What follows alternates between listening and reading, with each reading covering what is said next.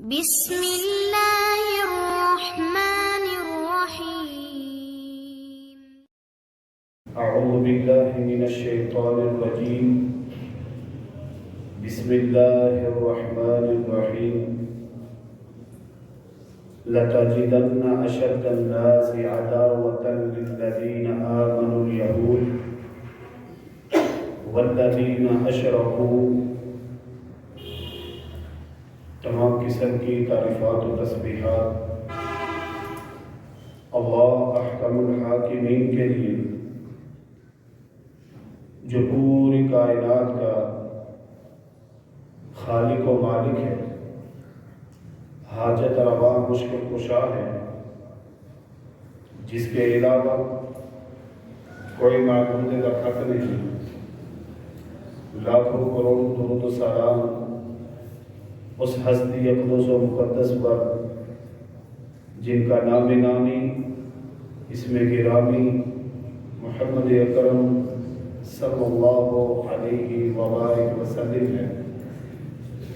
وہ ذات مبارکہ مطہرہ جنہیں رب کائنات نے رحمت کائنات بنا کر بھیجا، اور جن کے ذریعے سے اہل کائنات کی رشد و ہدایت کا بندوبست فرمایا ہے۔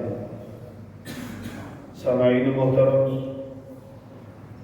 فلسطین اس شام کے اندر شامل ہے جس کی اہمیت اور فضیلت بے شمار احادیث کے اندر بیان ہوئی ہے۔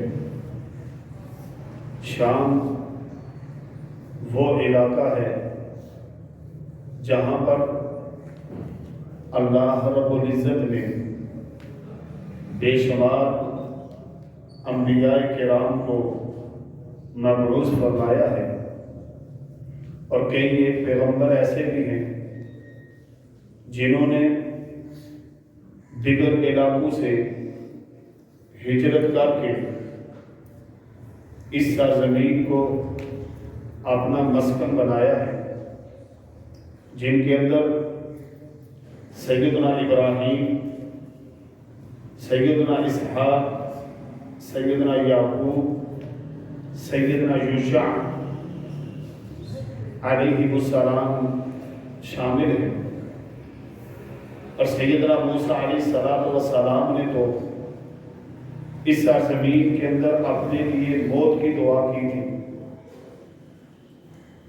جب یہود نے سیدنا عیسیٰ علیہ السلام کے خلاف قتل کی سازش کرنا شروع کی، تو اللہ تعالیٰ نے عیسیٰ علیہ السلام کو زندہ آسمان پر اٹھا لیا، اور قرب قیامت سیدنا عیسیٰ علیہ السلام اسی سرزمین کے اندر دوبارہ اتریں گے، حتیٰ کہ ہمارے پیغمبر جناب محمد رسول اللہ صلی اللہ علیہ وسلم اگرچہ پیدا مکہ میں ہوئے، وہیں پر آپ کی بعثت ہوئی، لیکن دیکھیں کہ اللہ تعالیٰ نے آپ کو فلسطین، جہاں آج مسجد اقصیٰ ہے، وہاں کی سیر کروائی۔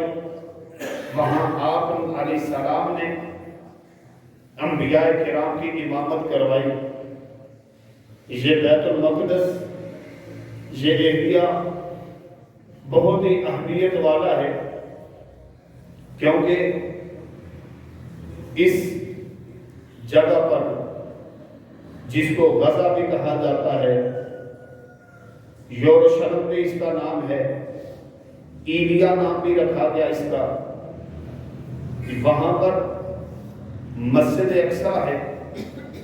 مسجد اقصیٰ بہت ہی اہمیت والی مسجد ہے، کیونکہ اس سرزمین پر کرۂ ارض پر اللہ کی عبادت کے لیے بنایا جانے والا یہ دوسرا گھر ہے۔ اللہ کی زمین پر سب سے پہلے بیت اللہ کو تعمیر کیا گیا، دوسرے نمبر پر مسجد اقصیٰ کی تعمیر ہوئی، جیسا کہ صحیح البخاری کے اندر حدیث ہے، صحابی رسول جناب ابو ذر غفاری رضی اللہ تعالی عنہ فرماتے ہیں میں نے رسول اللہ صلی اللہ علیہ وسلم سے سوال کیا ایو مسجد وضع فی الارض الاول، فرمایا اللہ کے رسول زمین پر سب سے پہلے کون سی مسجد کو تعمیر کیا گیا، پہلا اللہ کا گھر کون سا ہے؟ فرمایا مسجد الحرام، وہ بیت اللہ ہے جو سب سے پہلے اس پلیٹٹ ارتھ پر اللہ نے اپنا گھر تعمیر کروایا تھا عبادت کے لیے، وہ بیت اللہ ہے۔ فرماتے ہیں میں نے دوسرا سوال کیا ثم ای، اللہ کے رسول اس کے بعد کون سا اللہ کا گھر ہے جو تعمیر کیا گیا؟ فرمایا مسجد الاقصی، وہ مسجد اقصی ہے۔ فرمایا آگے میں نے سوال کیا کم کان بینہما، اللہ کے رسول ان دونوں کی تعمیر کے درمیان فاصلہ کتنا ہے، وقفہ کتنا ہے، مدت کتنی ہے؟ فرمایا کہ 40 سنہ، 40 سال کا فاصلہ ہے۔ بیت اللہ 40 سال پہلے بنا، مسجد اقصی 40 سال بعد بنی۔ یہ اللہ کے رسول صلی اللہ علیہ وسلم نے ہمارے لیے ایک بات چھوڑی کہ ان کے درمیان مدت کتنی ہے۔ میرے بھائیو یہاں پہ ایک بات یاد رکھنا، آج جس دور کے اندر ہم گزر رہے ہیں یہ دور فتنوں کا دور ہے، فسادات کا دور ہے۔ اسلام کو نقصان پہنچانے کے لیے صرف یہودی، عیسائی اور ہندو نہیں ہیں، بلکہ اسلام کا لبادہ اوڑھنے والے، اپنے آپ کو مسلمان کہنے والے، وہ منکرین حدیث، وہ الحاد والے، وہ کمیونسٹ، یہ جو ہے نا فسادی لوگ جو اپنے آپ کو مسلمان کہتے ہیں، یہ بھی اسلام کو نقصان پہنچانے کی کوشش کر رہے ہیں۔ منکرین حدیث نے اس حدیث پر اعتراض وارد کیا، کہتے کیا ہیں؟ کہتے ہیں کہ حدیثوں کا سرے سے نام ہی نہیں ہے، رسول اللہ صلی اللہ علیہ وسلم کی کوئی حدیث نہیں۔ اعتراض کیا کیا کہ اگر یہ سچی ہے، بخاری کی حدیث ہے 33 نمبر 3366 3366 نمبر حدیث، بخاری کی حدیث صحیح حدیث ہے، کہتے ہیں کہ ابراہیم علیہ السلام نے بیت اللہ تعمیر کیا، سلیمان علیہ السلام نے مسجد اقصی بنائی۔ اللہ کے نبی کی حدیث تم کہتے ہو کہ یہ حدیث ہے، اور حدیث کہتی ہے 40 سال کا فرق ہے، لیکن ابراہیم اور سلیمان کے درمیان 1000 سال کا فرق ہے، پھر حدیث میں کیسے آ گیا 40 کا؟ 40 سال حدیث میں آیا اور حقیقت میں ابراہیم اور سلیمان کے درمیان 1000 سال کا فرق ہے، پھر یہ حدیث سچی نہیں ہو سکتی۔ تو اس کا حافظ ابن حجر اسقلانی نے بڑا کمال کا جواب دیا، فرمایا تاریخ پڑھے آپ، خانہ کعبہ کی تعمیر حضرت ابراہیم نے پہلی مرتبہ نہیں کی، مسجد اقصی کی تعمیر پہلی مرتبہ نہیں ہوئی، بلکہ مسجد حرام کی پہلی تعمیر آدم علیہ السلام نے کی تھی اللہ کے حکم پر، اور پھر اسی طرح 40 سال گزرنے کے بعد حضرت آدم کو دوبارہ حکم ہوا کہ مسجد اقصی کو تعمیر کیا جائے، لہذا دونوں مساجد پہلے تعمیر ہو چکی تھی، پھر زمانہ گزرتا گیا، یہ ختم ہوئی اور دوبارہ اس کو تعمیر حضرت ابراہیم علیہ السلام نے دوبارہ جو تعمیر کی وہ بیت اللہ کی تھی، اور سیدنا سلیمان علیہ السلام نے مسجد اقصی کی تعمیر کی۔ اور نصر بخت جو بادشاہ تھا نصرانی، مسجد اقصی کو اس نے گرایا تھا، اور سلیمان علیہ السلام نے پھر اس کو تعمیر کروایا تھا۔ اس لیے حدیث حقیقت ہے، حدیث کے اندر گڑبڑ نہیں، یہ تو سوچوں کے اندر، نظریات کے اندر گڑبڑ ہے۔ 40 سال کا وہ فاصلہ ہے۔ یہ مسجد اقصی اتنی اہمیت کی حامل ہے کہ پیغمبر علیہ السلام کی حدیث ہے، نبی علیہ السلام نے فرمایا اگر کسی بندے کو وہاں پر جگہ ملتی ہے، زمین کا ایک ٹکڑا ملتا ہے، اور ٹکڑا بھی کتنا ملتا ہے؟ چھوٹا سا ٹکڑا، جہاں سے کھڑے ہو کر اس کو مسجد اقصی نظر آتی ہے۔ پیغمبر علیہ السلام نے فرمایا وہ ٹکڑا اس بندے کے لیے دنیا و ما فیہا سے بہتر ہے۔ احادیث کے ذریعے سے ہمارے دلوں کے اندر مسجد اقصی کی محبت مودت ڈال دی گئی ہے، اور مسجد اقصی وہ مسجد ہے جس سے یہودی بھی پیار کرتے ہیں، عیسائی بھی پیار کرتے ہیں، اور مسلمان بھی پیار کرتے ہیں۔ مسلمان کیوں پیار کرتے ہیں؟ مسلمانوں کا قبلہ اول وہ مسجد اقصی ہے۔ مسلمان اس لیے پیار کرتے ہیں، رسول اللہ نے کہا ہے مسجد اقصی کو دیکھنے سے اگر تمہیں چھوٹی سی زمین ملتی ہے تو اس کو دنیا ما فیہا سے بہتر کہا، اس لیے ہمیں اس سے پیار ہے۔ وہ انبیاء کی مساجد ہیں، وہاں پہ انبیاء نے نماز پڑھی ہے، ہمارے پیغمبر نے جماعت کروائی ہے، اس لیے وہاں ہم سے ہمارا وہاں پیار ہے، وہاں انبیاء آئے ہیں، اس زمین سے ہماری محبت ہے۔ لیکن یاد رکھنا کہ آج مسلمانوں کی محبت ماند پڑ چکی ہے، کمزور ہو چکی ہے۔ وہ یہود و نصارہ مسلمانوں کو تکلیف پہنچاتے ہیں، دکھ دیتے ہیں، اسلام کو مٹانے کی باتیں کرتے ہیں۔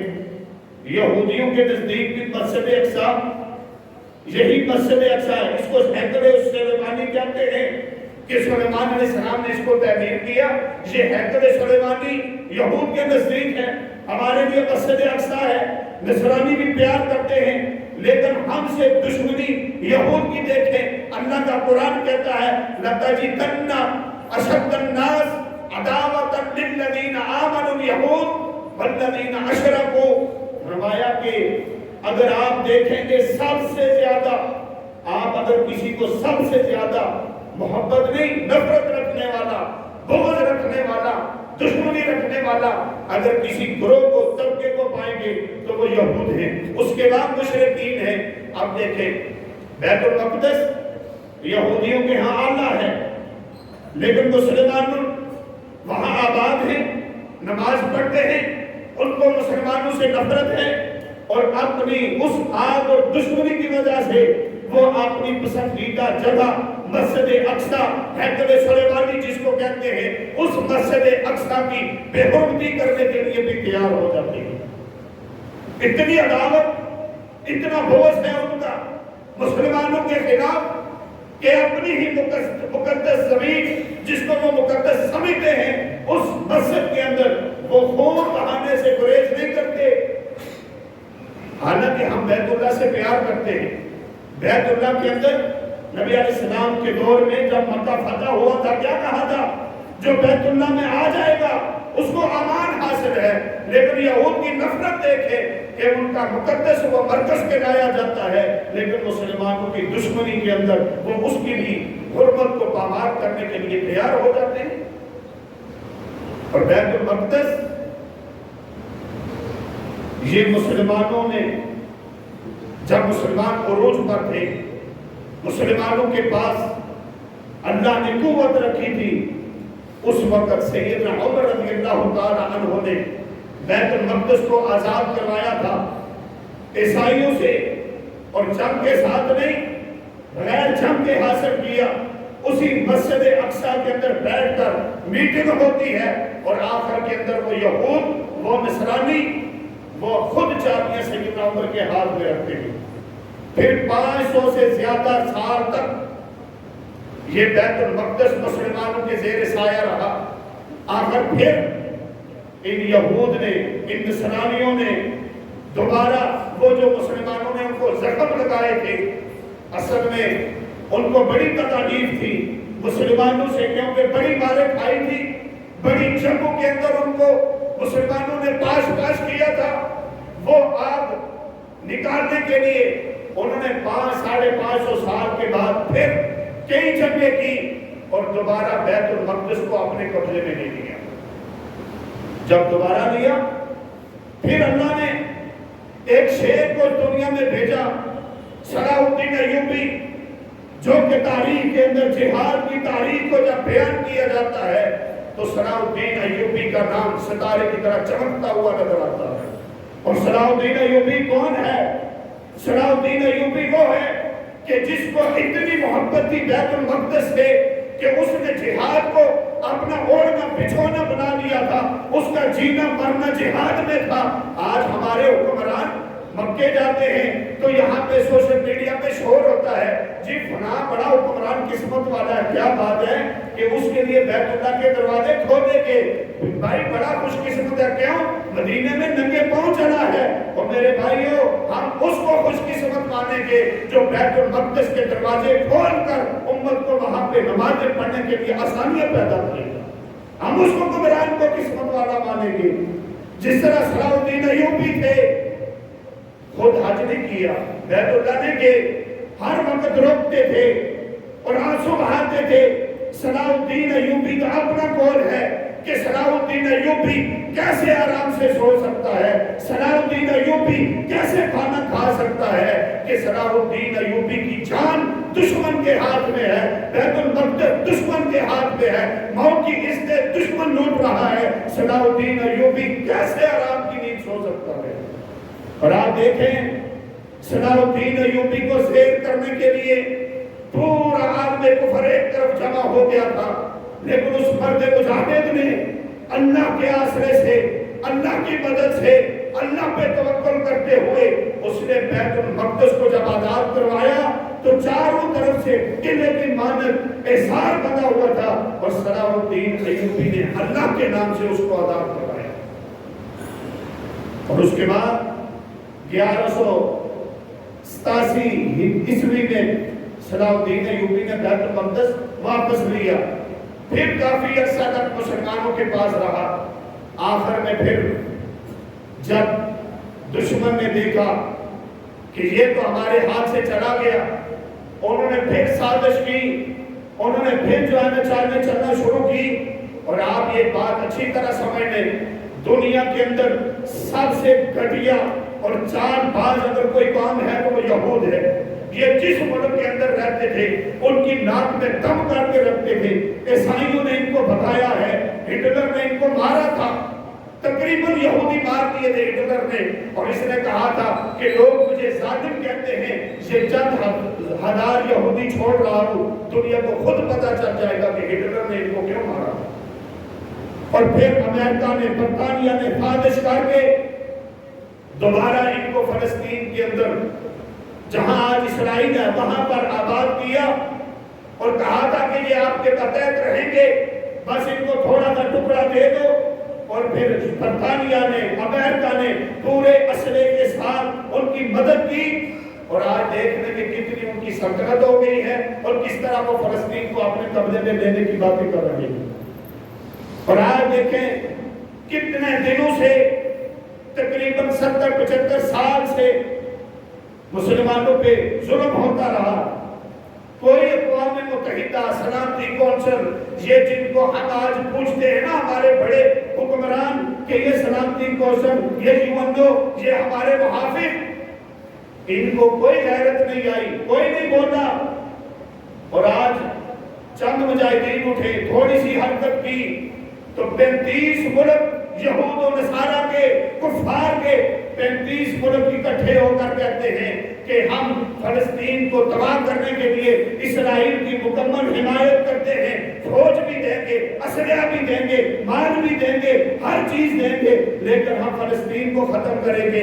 یہ ہم انڈیا جو ہے اس نے بھی کہا ہے الکفر ملت واحدہ، یہ ملت ایک ہی ہے، نام ان کے الگ الگ ہیں، لیکن افسوس ہم مسلمانوں پر ہے کہ آج اتنے ممالک ہیں مسلمانوں کے، لیکن ہم نے کوئی قدم نہیں اٹھائے، بلکہ ہمارے تو کچھ کہتے ہیں، ہم مذمت کرتے ہیں جنگ بندی ہونی چاہیے، اور آپ میں کہتا ہوں کہ کام چل پڑا ہے، ابتدا انہوں نے طے کی ہوئی ہے، تو اس کا جواب دے کر یہود کو دوبارہ فلسطین کیا جزیرہ عرب سے نکال کر واپس یورپ کی طرف دھکیل دینا چاہیے۔ جس گھر سے وہ آئے تھے اسی گھر میں جا کر رہے۔ یہ ہمارے علاقے ہیں، یہاں پہ ان کو رہنے کی اجازت نہیں ہونی چاہیے، لیکن افسوس ہے کہ ہم مسلمان جو سو رہے ہیں، ہم مسلمان میٹھی نیند سو رہے ہیں، ہم کہتے ہیں کوئی بات نہیں، ابھی ادھر ہو رہی ہے نا، چلو ہم تو آزاد ہیں، ہمیں کیا پریشانی ہے؟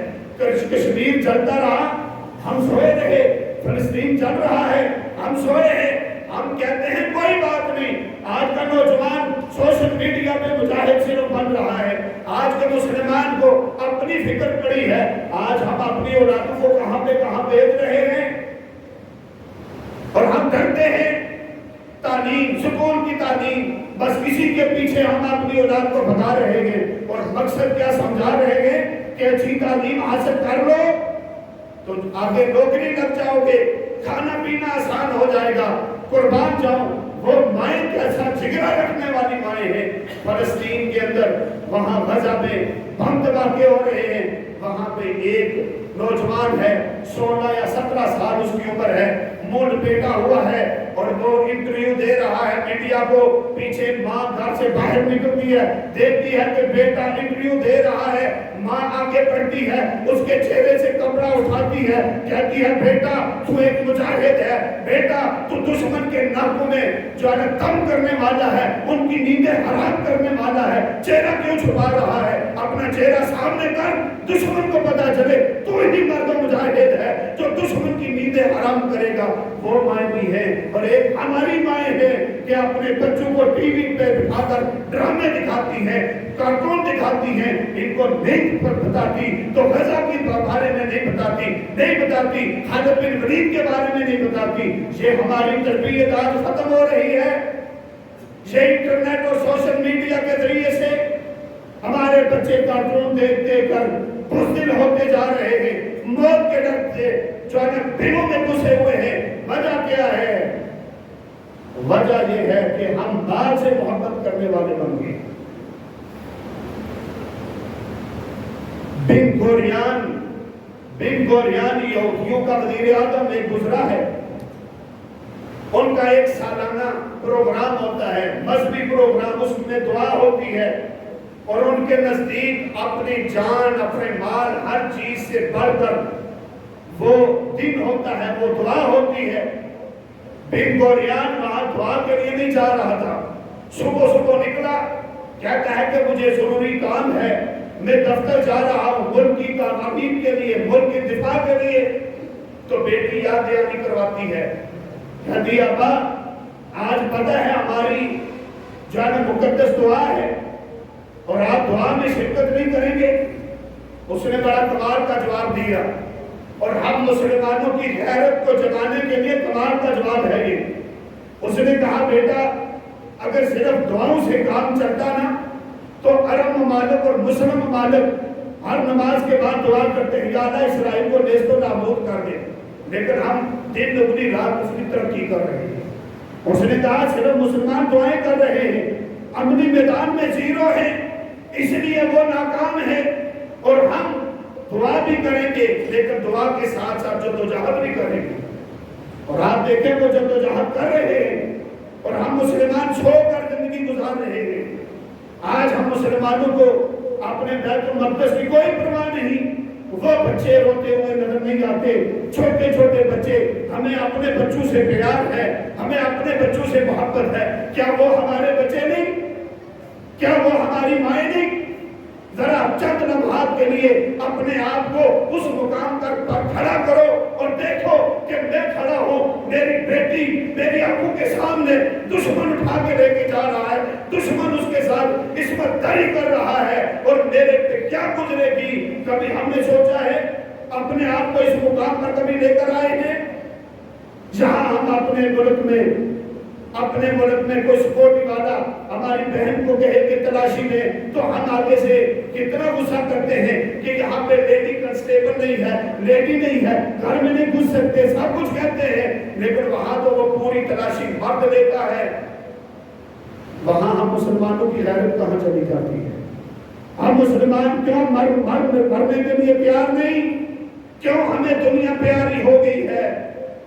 پیغمبر علیہ السلام نے کہا تھا میرے صحابہ ایک وقت آئے گا کہ دشمن تمہیں اس طرح تم پر ٹوٹ پڑے گا جس طرح بھوکا کھانے پہ ٹوٹ پڑتا ہے۔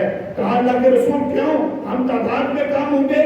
فرمایا تعداد بھی زیادہ ہوگی، مال بھی کثرت کے ساتھ ہوگا، لیکن تمہارے درمیان ایک بیماری آئے گی، وہ بیماری ہے کہ کہ زندگی کی خواہش، دنیا سے محبت، موت سے نفرت، اور آج ہمیں ڈر ہے کہ ہم مر جائیں گے، اس لیے ہم میدان میں نہیں نکلتے، اس لیے ہم آگے نہیں بڑھ رہے، تو آج ہم مارے اس لیے کھا رہے ہیں۔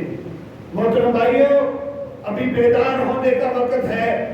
یہ سو کر زندگی گزارو گے تو مارے کھاتے رہو گے، وہ دشمن تمہیں چھوڑنے والا نہیں۔ آج وہ کشمیر میں ہے، فلسطین میں ہے، کل وہ ہمارے گھروں میں گھسے گا۔ دشمن پڑوسی کے گھر میں آگ لگی ہو تو جو آرام سے سویا رہتا ہے اس کا گھر بھی جل جاتا ہے۔ اگر پڑوسی کی آگ بجھانے میں مدد کرے گا تو اپنا گھر محفوظ ہوگا۔ اگر ہم مسلمانوں کی مدد کریں گے تو اپنے آپ کو محفوظ کر سکیں گے۔ اگر دشمن وہاں پہ ہمارے گھروں کو جلاتا رہا اور ہم سوئے رہے تو پھر ہمارا گھر جلے گا، پھر ہم چیخیں ماریں گے۔ جب وقت گزرنے کے بعد چیخیں ماری جاتی ہیں تو ان چیخوں کی کوئی قدر و قیمت نہیں ہوتی۔ آج وقت ہے، آج آنسو بہا دو۔ ہمارے جتنے تین کام ہیں، وہ تین کام ہم پر لازم ہیں۔ پہلا کام کیا ہے کہ ہم فلسطین کے لیے صبح و شام دعائیں کریں، ہماری مائیں بہنیں اپنے گھروں میں بیٹھ کر دعائیں کریں۔ دوسری بات، اپنے نوجوانوں کو تیار کر کے جہاد کے راستے میں بھیجنا، مسلمانوں کی دفاع کے لیے، مسلمانوں کی عزت بچانے کے لیے اپنے بچوں کو قربان کرنا۔ اور تیسرا کام ہے اپنا مال کھل کے نچھاور کرنا، اپنے مال کو اللہ کے راستے میں لٹانا۔ اسی سے ہم دنیا میں غلبہ پائیں گے، اسی سے ہمیں ترقیاں ملے گی، اسی سے ہمیں عروج ملے گا، اسی میں ہماری عزت ہے۔ اللہ تعالیٰ سے دعا ہے کہ اللہ تعالیٰ ہمیں صحیح معنوں کے اندر مسلمان بن کر مسلمانوں کا دفاع کرنے کی توفیق عطا فرمائے۔